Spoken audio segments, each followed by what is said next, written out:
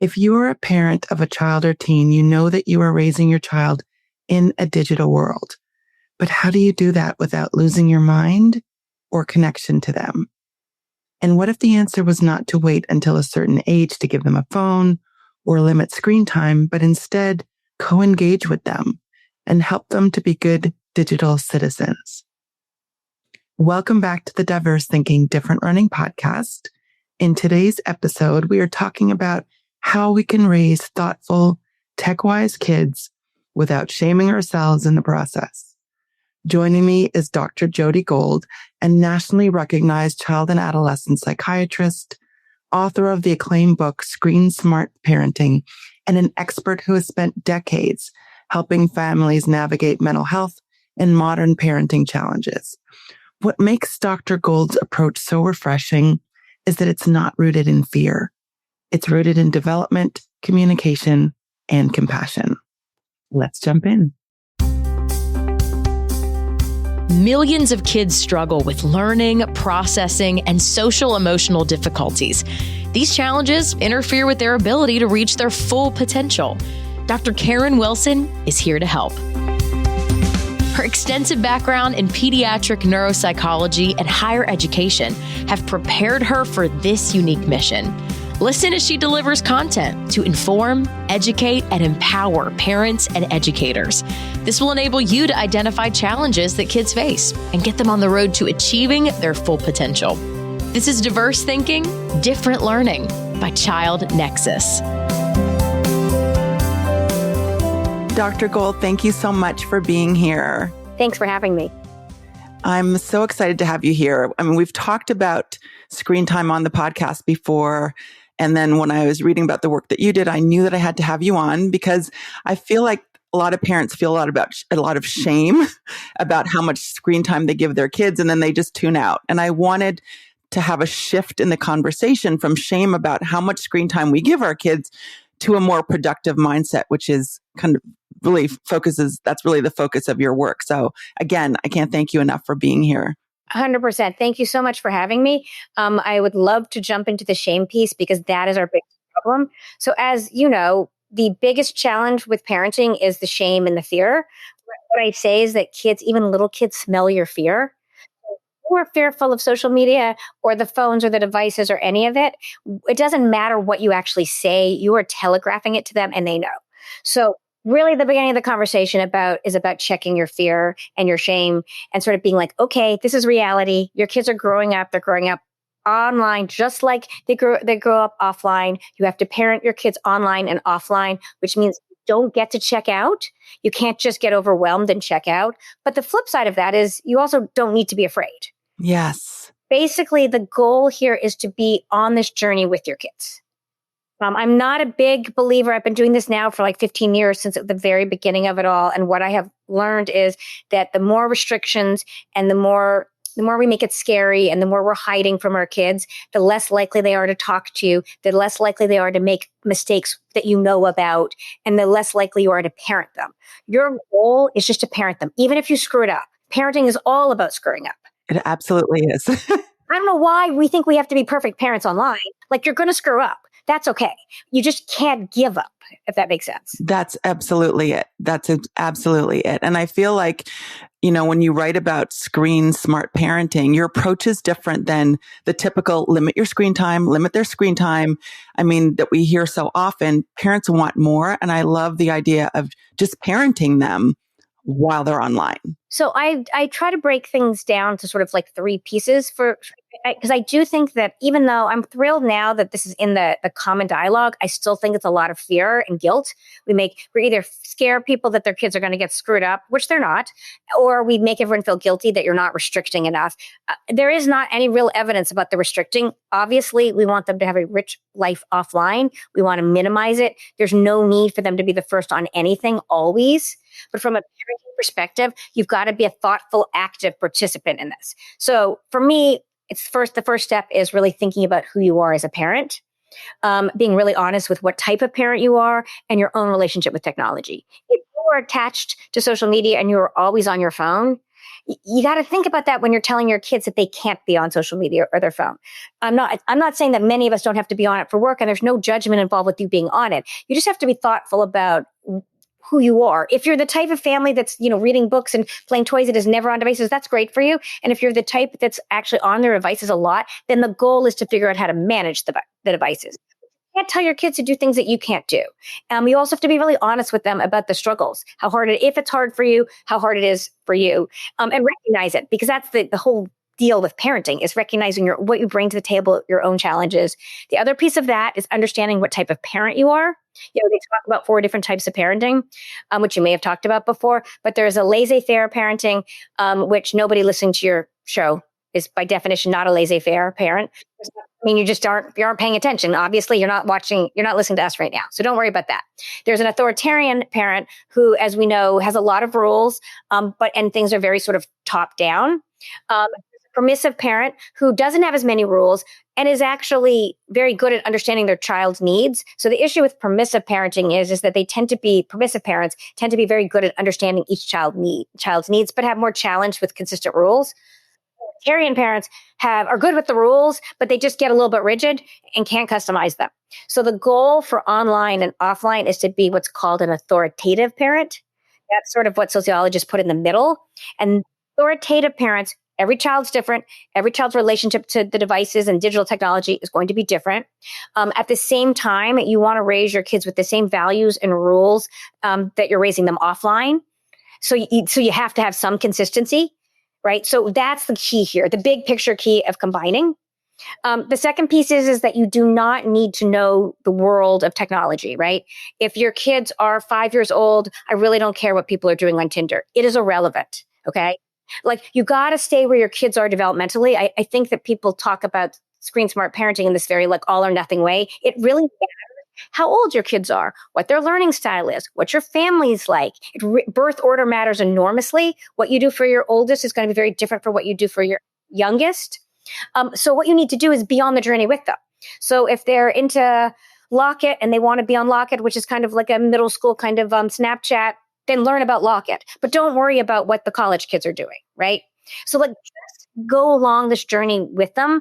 And as they get to be further in elementary school, really young, still further in elementary school, they're going to teach you what to know and what they care about. Because if they don't care about some type of social media, you're not going to introduce it to them, right? We're not pushing this stuff. There's no way. But if they're interested in something, then you're going to learn about it. You're going to figure out YouTube for kids, right? So you're going to follow their lead, but you don't have to be like a PhD in computer science. So even if you feel like that's where the fear comes in, you just have to figure out what your kids are doing.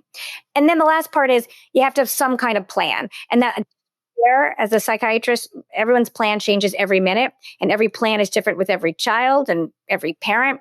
So I used to have these big contracts people signed with all these pieces to them. Nobody can maintain those. So I've kind of moved away from that. I think it's about sort of intentionality and thinking about what your goal here is. The goal isn't really about restriction, although we all want it to be less, no question. It's not really the goal. The goal, I think of it as sort of like digital citizenship and resilience.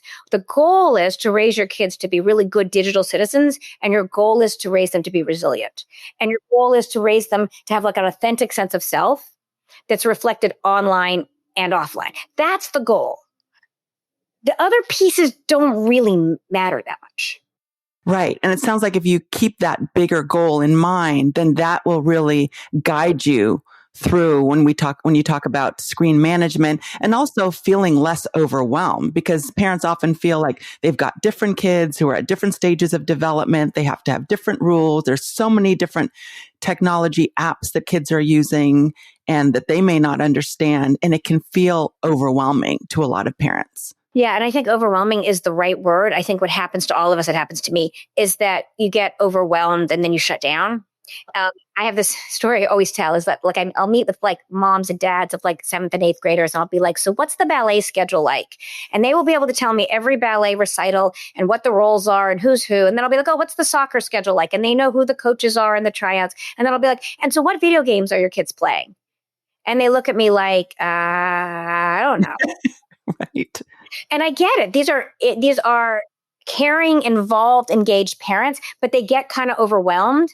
So the way to do that is I mean, it depends on the age of your kids, of course, but certainly in middle school and high school, the aid is really to understand what your kids are using, that how they're using the devices. So you should be able to answer if you came into my office and I said, what are your after school activities? And you list them all. And then I say to you, so how does your kids use their devices? You should be able to answer that question. Do they use Minecraft? Are they on Instagram?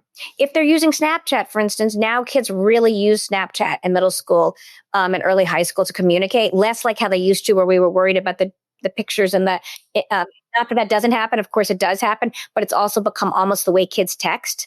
So that's something that you will know if you ask your 8th grader, So even just picking up their phone or their iPad and seeing what's on, I mean, they should be getting your permission to download anything. But let's just say they're not, or let's just say you didn't pay that much attention. You should be asking them how they're using their time. And I know you can use the screen time and know it, but you also want to know, how do they want to use it? So I think that just understanding their interests, and I think if you have 3 kids, you're going to find that all 3 kids have different interests. And that again speaks to knowing your kids. Are they using it for, artistic pictures from Pinterest to help design their rooms, or they're using it to connect with their peers through use the example of using Snapchat as a texting with their friends to communicate. And what games do they want to play? And what are their friends doing? I mean, there's a lot of movements now to sort of wait till you're in 8th grade to get photos. I'm all for that. But what I think it does really matter, it's not about peer pressure. I think parents misunderstand this. It's about understanding what your cohort is doing. I live in New York City, and sometimes the 4th grade, 5th grade cohorts are pretty advanced, and sometimes they're not. So I never want the kids to be the most involved, but you need to understand what's going on. Because if you've got a child, for instance, that's got social skills challenges or is feeling left out or alienated for any reason, right? It's part of growing up. You should understand whether technology is hurting them or helping them. Sometimes they find that not always, sometimes they find that those kids are actually not on the group texts, or they're not on Snapchat, or they're not on whatever social media they're using, and they are being excluded. So sometimes it's a therapeutic intervention to sort of help them use the technology to connect. Now, sometimes it's the opposite. Sometimes they're on the devices and they're misusing them and it's hurting them. And that's the reason. So understanding the role that technology is not the cause of all evil. It is generally a symptom, not a cause. So understand the role that it plays. People are oh, you need to treat screen time addiction. This is the big thing that comes up. My kids are on it too much. And my real question is, yes, there is such a thing and you can be addicted. But most of the parents listening here, their kids are not addicted by the medical terminology of addiction. But if you're concerned about their usage, you should understand what the real problem is. Are they using it to manage their anxiety? Are they using it to avoid social interactions? Are they, there's any number of reasons why they might be overusing or misusing it. Which sort of brings up another issue that makes parents anxious, and that's the whole skin knee thing. We want our kids to skin their knees so they can build resilience, kind of metaphorically. They need to skin their knee on their devices when you're still involved.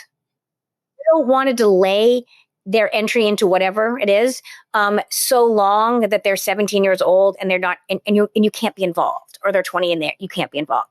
The younger they are, the more ability you have and the more willing they are to share with you when they screw up. And the more you can oh, what you said was sort of mean. We should fix this. Or you shouldn't have posted that. Okay, we'll delete it. Everybody makes mistakes. But for some reason, as parents, we freak out way more about these digital mistakes than we freak out about the real life mistakes. Right. And that speaks to being in the position to provide some guidance on the use of technology.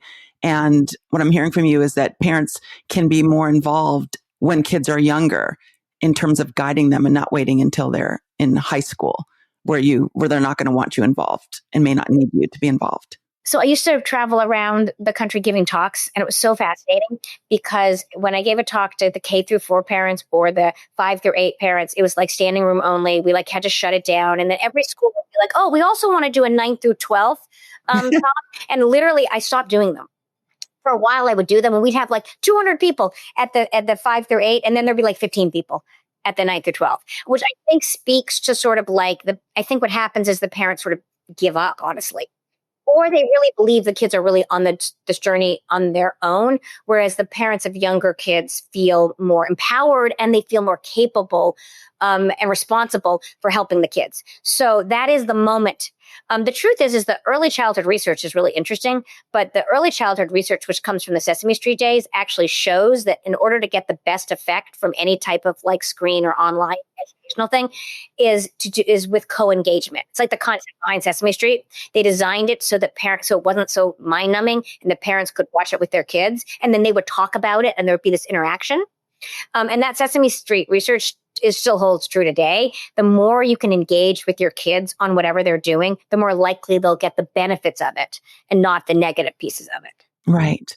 And then they're also coming to you and having those conversations about what they're doing on these devices. And it sounds like having those conversations before you give permission to use a device or to use an app is so important to kind of outline those guidelines, especially, when kids are younger, middle school.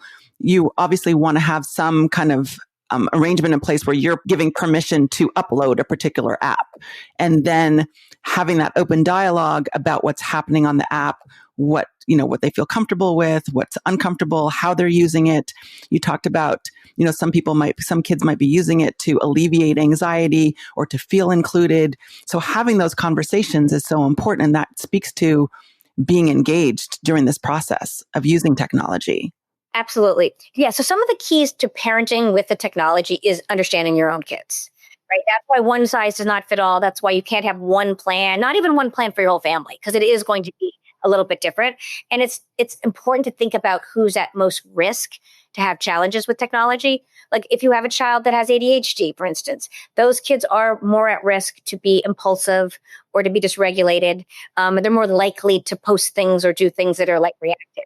It's also harder with kids with ADHD to sometimes get them on and off.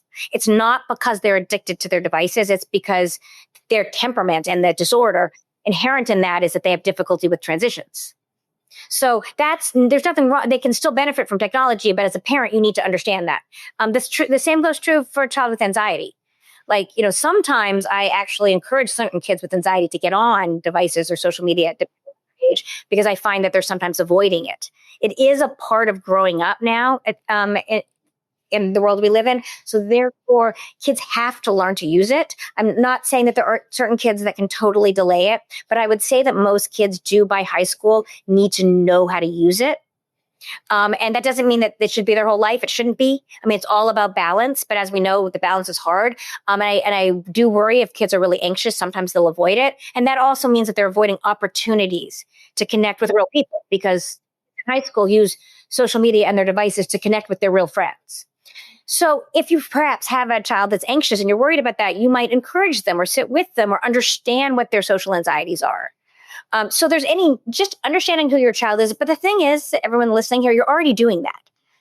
You already know who your kids are. You know how their social life, you know their academic life, you know their red flags. You already know this. The part that people get overwhelmed in is how do you apply it online? Apply it online the same way you apply it offline. Right? So certain kids you're going to encourage to do certain things and certain kids you're going to restrict it. And you already know this. I think that parents just get overwhelmed when we say social media or when we say phone. And really, we need to stop being afraid of these words. Your kids are not afraid. That's something that's really interesting. They're digital natives, where many of us are digital immigrants or close to digital immigrants. Right. Nobody that's a parent now grew up with the same kind of technology that we have right now. Right? Even if you're a young parent. That is absolutely true. Yeah. So it's constantly changing. But kids entering, little kids now, middle school kids now, they are not afraid. This is their life. They don't know anything else. There's no pre-technology. There's no pre-social media. There's no pre-iPhone. There's none of that. So they're not afraid. They just figure out how to use it. And if you pay attention, they're very good at problem solving. If you've ever seen the little kids on the iPads, like pinching and they know how to problem solve in a way that I don't feel like I know how to problem solve. So I think that we have to encourage their strengths, recognize this as part of their journey. And then I think we have to so this is the deal. You have to work on not being overwhelmed and afraid. Don't have to know everything. You do have to pay attention though. You can't totally be like, okay, I'm done. Like you do have to pay attention to how your kids are using it and, and also make sure they're not ahead of where they should be. And there's no one answer. Like I can't tell you how long your kids should be on their devices. Like the question, when should I give my child a phone? That's sort of an irrelevant question these days because they already have iPads. So it's a journey all along. I just think you need to continually check it. And I can't tell you how much time your kids should be on their devices because there is no answer to that. It really depends on how they're using it. I'm so glad you said that. I'm so glad you said that because I think I hear so many people trying to give a number and you can't. You have kids with different reasons for using it, different things that they are using, different ages, different unique profiles. There just isn't. And there's not, and even the Academy of Pediatrics, it used to be 1 hour. We've now changed it.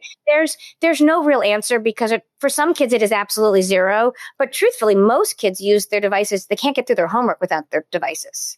So like there's that piece. And I do think there's different types of devices. Like I'm a very strong believer that you do not need your phone for homework. Even if you need your computer, you don't need your phone. And there is something valuable about putting the phone in the other room and trying to focus, even if you have access to the internet and social media on your computer. There are nuances to it all, but it's hard to say. And also, sometimes kids really use it for good. I mean, like, for instance, I've become so I used to say, oh, you should limit the amount of TV you let kids watch. I no longer do that. I love TV because it's so much better than TikTok and the TikTok-like apps. So I'm kind of like, oh yeah, watch a show that's 30 minutes. Get into the character, understand the plot. Right? 5 years ago, I wasn't saying that. But now the alternative is this very, very short form media, which I think a little bit of is fine, but I would recommend mixing it with long form media. So I think it's not about how much, it's how you're using it and and the impact it's having. I mean, if it's interfering with sleep, shut it down. If it's not interfering with sleep, I'm less worried about it. Right. And, in your book, you talk about parenting and you're describing it here, parenting with understanding your kid. But you also talk about parenting with empathy and structure. So there are some boundaries, depending on your kid. And you have to, set those healthy digital boundaries without it becoming a constant battle. And that's so important. Yes, thank you for bringing. Yes, you're right. So it's empathy and structure. I think we've talked so far a good amount about empathy. You do need to understand that part of parenting is important. What are your child's strengths and weaknesses? How can they use it for good, not evil? How can they cultivate their sense of self, create their portfolio, meet people they're not meeting? Look at the space station and learn about it. How can they grow from it? So that's the empathy piece. I think that the structure piece is stay away from like the actual time. I mean, with little kids, you can do the time limits because you're in complete control. But once we get into middle school and above, I stay away from the time limits and try to really sort of say you need to do your homework first, and then it's called like positive reinforcement. All we do with digital technology in our culture right now is negative reinforcement. I'm taking away the phone. I hate the phone. The phone's causing all the problems, and it's not helpful because it doesn't show empathy or structure. The punishment has to fit the crime. So if your child misuses devices, take the devices away. But if they didn't make their bed or they didn't eat their breakfast, don't take their devices away. It doesn't make any sense. So I think it's really hard to set limits, but I think there needs to be limits. And I think teaching your kid, I like to ask the kids once they're in 6th grade or 7th grade, I'm like, you tell me about the limits. Kids are super insightful about this. And they will say, well, yeah, I'm kind of on Minecraft too much. But, I actually have been following this graphic novel, and I really like it. And I like to read it before I go to bed on my iPad. And I'm like, okay, go graphic novel. That's great. We'll limit the Minecraft. So I think that there's a way to the more you get your kids on the same page with the limits, better, because they can hide from you. It's so easy for them. They can make a fake screen on their phone and their computers easily so that you don't actually know what's on their screen. They should never download stuff without your permission, but they can usually. So the more transparent you are with your rules and your expectations, the less likely they are to lie to you. So there has to be limits. Again, I don't want them to be the first person to get the phone or the first person to get the social media or the first person to do anything unless there's a specific reason, right? So I want you to be with the crowd. I want you to have consistent limits, but I want the limits to be more around how we're using it and using it in a positive reinforcement model, meaning that if you get all your homework done, absolutely go on YouTube. But don't go on YouTube first. Then you can't get off YouTube and then you don't do your homework. You know what I'm saying? So like you're almost like rewarding them a little bit, but they're doing what you need them to do. Because if they're coming home and doing their activities and they're doing their homework and they're eating and they're showering and all that stuff, there's nothing wrong if there's time. Sometimes there's not time. If there's time, they can have some time on their devices. But it has to be can't overtake your whole afternoon and evening. Absolutely. And what I see is that once parents kind of set up those limits, you do this first and then you can have the time, then kids internalize that and they start doing it themselves. They come home, they do their homework, and then they go on their screens, or they go and shoot some baskets in the driveway, do their homework, and then they may go on screens, or they may not even go on at all because they're so caught up in doing other things. And that's what we want. We obviously, exactly. I don't want anybody to take this discussion away that I want your kids on their devices. I don't. I want you not to be scared. I also want you to stop feeling guilty. We all screw this up. It's hard to get kids off. And there's nothing wrong with letting the devices babysit your kids as long as you're honest with yourself. Okay. Don't lie to yourself. If you need to return emails, if you've had a terrible day, if you just need to put them in front of a screen or hand them your phone for a period of time, we've been doing that forever. Your mothers did that. Your mothers put you in front of the TV. Your grandmothers had their own way of doing it. We've always done that. You just have to be honest with yourself about it. All right, I need to return emails for half an hour or make dinner for half an hour or hour. I mean, I would recommend with parents when they do that to set a timer for themselves, and not for the kids, because that's not always effective, but for yourself. And realize after half an hour or whatever time you send, you do have to turn off the screens and engage with that. But you don't need to feel guilty for using it a little bit. I think what happens is that we aren't honest with ourselves, and then we let them use it too much, if that makes sense. Yes. And I think that's part of that fear-based thinking, right? When it comes to screens, it feels like parents that feel the guilt and then they feel the shame, and then they don't talk about it. They don't say anything about it. So they don't even admit to themselves that this is what they're doing because they've heard so much that social media is toxic and it's damaging their brains and it leads to depression and suicide. And there are relationships between those things, but we can't eliminate it. And the co-engagement piece is so important when we're talking about technology and parenting. Absolutely. We're all afraid, and then we're not honest. And if you let your kids be on their devices one day because you need them to, that's not going to cause depression, suicidality. Could every day, it is a problem. Agreed. But I'm talking about once in a while, if you need the devices to babysit your kids, just be honest with yourself. Let the devices babysit your kids. And then the next day or the next hour, engage with them. And don't feel guilty about it. And the mental health piece, again, the devices are a symptom. They're not, there's a few exceptions to that, but generally the devices are the symptom, not the cause, right? Like, so if we're worried about your kids, we are worried about their social media use. Sometimes looking at social media use can be a way to understand if you're worried about your kids. If you're worried about your kids, you do not respect their privacy. If you're actually worried that your child is depressed or suicidal, I don't care about privacy. You should go and look at their social media and understand what's going on. So again, if you're engaged and talking to your kids, you'll know what's going on.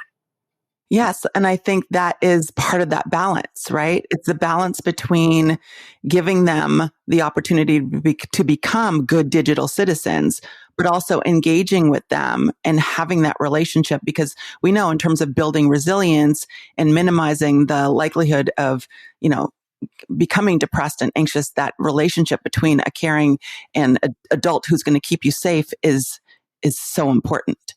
Yeah, that's just good for, again, this is an idea that online is not that different from offline. We know offline that if the kids are feeling cared for and they feel like in a safe place where they can talk to their parents or talk to somebody in their home, they're much more likely to not be depressed and suicidal. And if they are, they're much more likely to be able to get help. So at the end of the day, you need to do whatever you can to keep the communication with your kids open. Be honest with yourself about your own strengths and weaknesses with parenting. And also, it's okay for your kids to know that you have your own challenges.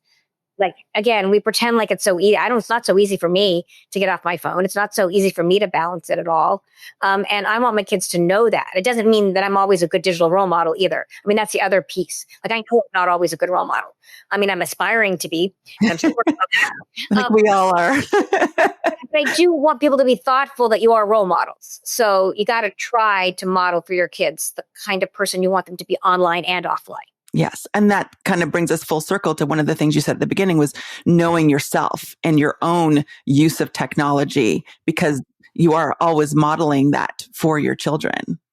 100%. You've got to be honest with yourself. It's okay if you're addicted to your screens, but you need to be aware of that as you're parenting your kids. Because if you're telling them they can't be on something and you can't get off of it, you are sending mixed messages. So sometimes what I will say in those situations is talk to your kids about how much of a struggle it is for you. And actually, you don't want them to struggle with it the same way that you do. Help them to understand what you're going through. Don't pretend like this is easy, because I don't think that I think balancing technology is getting harder and harder, not easier and easier.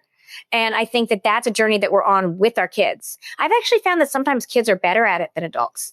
Like, because they're really digital natives and a lot of us are not, they really get it. Like, they don't want to be on their, the studies all show, if you ask kids, they'd still prefer for the most part to hang out with their friends in person, not to hang out with them online.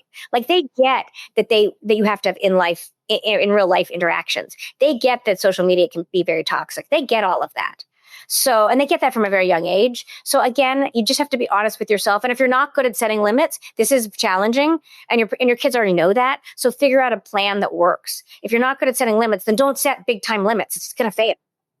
Like, figure out your own workarounds. Use positive reinforcement. Don't set like these hardcore limits. Basically say, when your homework's done and dinner's done, I'll let you play on that, let you do this, and then we're going to do something as a family afterwards. Like, set it up.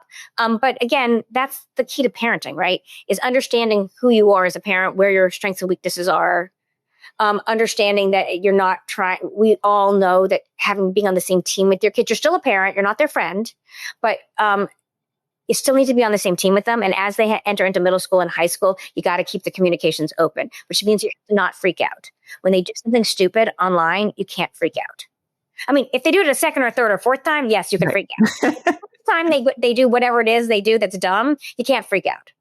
Absolutely. And it really feels like with this digital life that we are all living, there are going to be risks, but there are also opportunities that, we've talked about as well. And we have to embrace all of those and know ourselves, know our kids, and know, what we value in our homes and the kinds of things that we want our kids to know about, the responsibility that we want them to take. But also, we are raising kids in a tech-driven world. And so your message about the way you parent offline should be the way you parent online is just a really critical piece that I think parents should take away from this conversation. Yeah, I agree with you. I think that's a great take home, is that you know how to parent your kids offline. You really do. And you're going to do the exact same thing online. Dr. Gold, thank you so much for being here today. I'm going to encourage everyone to get a copy of your book. I think it's so important, and also to connect with your website. If listeners want to connect with you, what is the best way for them to learn more about you and your work? My website is www.thegoldcenters.com. goldcenters.com with an S, or you can check out my Instagram, which is Dr. Jodi Gold. Both of those places, I talk a little bit on Instagram about some of this stuff. And then on my website, you can check out the kind of work we're doing at the Gold Center. Wonderful. And I will put links to the Instagram and your website in the show notes. Thank you again for being here and for sharing all of this information. It's going to help so many parents. Thank you. Well, thank you so much for having me. This is just a great program. Thank you. If you have enjoyed this episode or you had an aha moment, I want to hear from you. Email me at drkiwilson@childnexus.com. You will reach me directly, or DM us at Child Nexus Community and share your thoughts. I love that Dr. Gold doesn't come from a place of judgment or fear, but instead invites us to be curious, collaborative, and developmentally thoughtful as we guide our children through the digital landscape. Remember that screen smart parenting is a journey. It's not a checklist. Be sure to subscribe so you do not miss an episode. And remember that our episodes are now going out on the first and third Tuesday of every month. Until next time. Thanks for listening to Diverse Thinking, Different Learning by Child Nexus. For more resources, visit us online at childnexus.com.